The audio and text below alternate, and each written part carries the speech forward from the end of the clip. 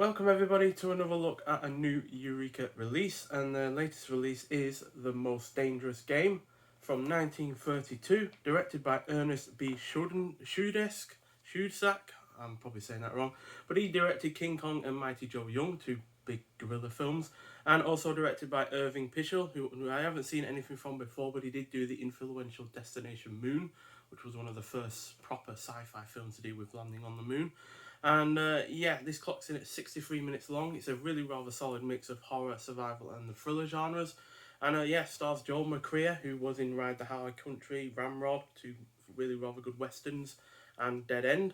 Also stars Fay Wray, who was also in King Kong, Mystery of the Wax Museum, and It Happened in Hollywood, as well as Robert Armstrong, who's also in King Kong and Mighty Joe Young, Leslie Banks, who was in the Alfred Hitchcock 1934 release, The Man Who Knew Too Much, the original version, and Noble Johnson, who was also in King Kong and in Murders in the Rue Morgue, also from 1932. So yeah, this is about legendary hunter Bob Rainsford, played by Joel McCrea, who is shipwrecked on the perilous reefs surrounding a mysterious island. He finds himself the guest of the reclusive and eccentric Count Zaroff.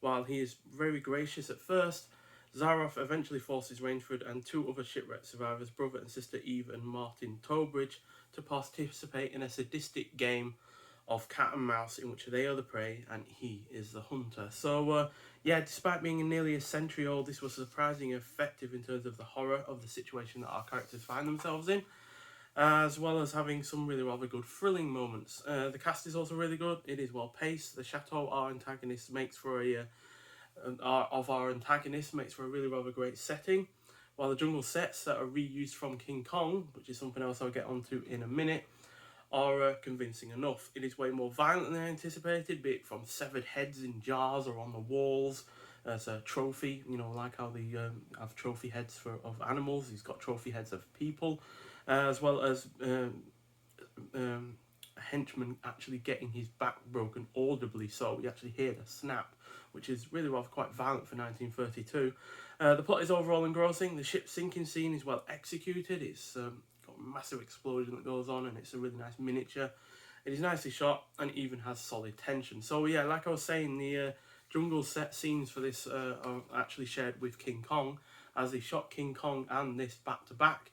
King Kong was shot during the day, this was shot during the night, and it lends it some really rather good production quality in terms of those jungle sets, which, it would have looked a lot worse if it hadn't been using those sets, quite frankly. So you get a really rather nice slipcover with this release from Eureka. As you can see, it's got a little map on it, and if you can see up close, it's got the story of the plot pretty much laid out in terms of what happens, where the characters go, where they land, what they come across in terms of an encounter.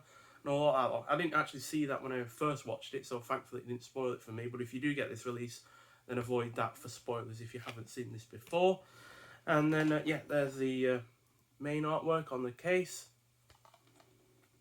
and you get a nice booklet with this as well, which has some shots from the film. So there's Joel McCrea and Fay Wray, and there they are again on the back. And you've got the cast and contents. So you've got the Most Dangerous Game film credits, and then you've got Moving Targets by Craig Ian Mann, and then Hunting the Most Dangerous Game by George E. Turner, and then viewing notes and Blu-ray credits. So as per usual with these releases, I'm sure this is going to be a really rather interesting write-up to read up on. And then you got the disc and the case itself. So there you go.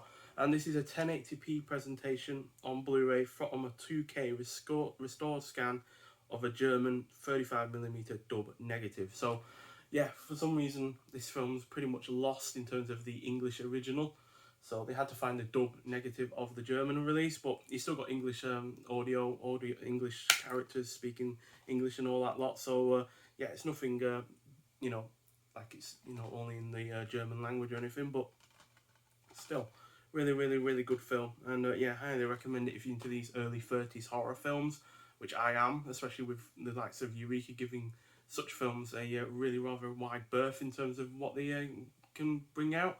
Because obviously we've had Murders in the Rue Morgue, which also stars one of the actors in this, as well as the Black Cat and the Raven, also from the early 30s. So yeah, I do hope that they bring out more stuff like this. They also released The Hunchback of Notre Dame in as a silent film version. I think it was from 1923 or 1924, one or the other, alongside this. So yeah, I do highly recommend getting that as well if you're into your silent films. I'm not particularly, so I'm going to avoid that a little bit, but I'll definitely give it a watch when I can. But this is still a really, really fantastic release, and yeah, if you haven't seen it before, then get it, or at least rent it. But if you have seen it before, I'd like to hear your thoughts on it.